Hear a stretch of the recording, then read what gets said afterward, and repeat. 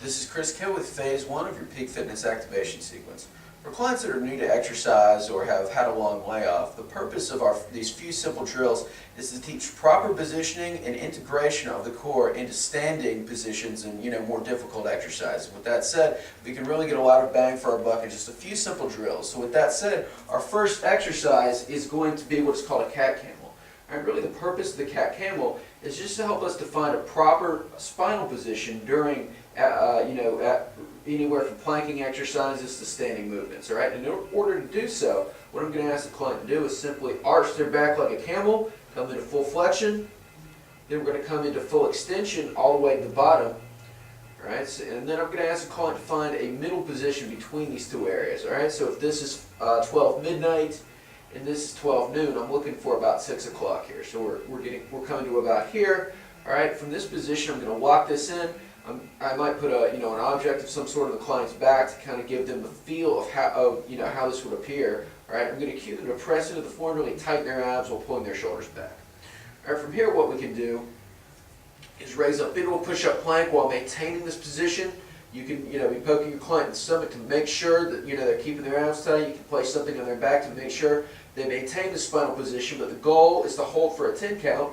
Come back down, reset if necessary, find that spine again. All right, we're just going to come back up once again and hold in this position. All right, I'm cueing the client to tighten their abs, press into the floor, tighten the butt cheeks at the same time.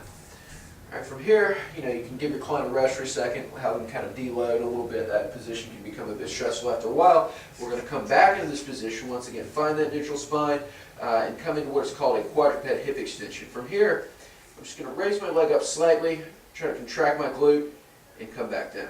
All right, what we're looking for here is movement from the leg only. If I come too high, I start to arch my back. So I'm really going to cue the client to, just raise slightly off the ground. What I'll often do is just put my hand right at the foot to stop them before they come up too far and start to arch. Right, so you can kind of cue them to, put your hands, kind of give them a target back there. Stop, come back down, stop, come back down for a lot of sets and reps. All right, from here, our final position is hip abduction. All right, with that, what I'm going to do is a fire hydrant. Okay, for this, I'm just going to come out, again, pause, and come back.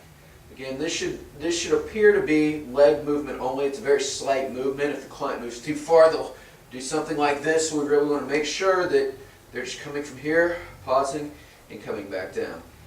Initially, what I also like to do is just simply hold in these positions. So rather than doing reps, for a new client, we can simply hold, initiate an isometric hold where they're holding here for around 10 seconds, contracting the glute of the down leg, the supported hip, and coming back down. But, in sequence, we simply perform that as a circuit. So cat camel, find that neutral spine, about 5 reps,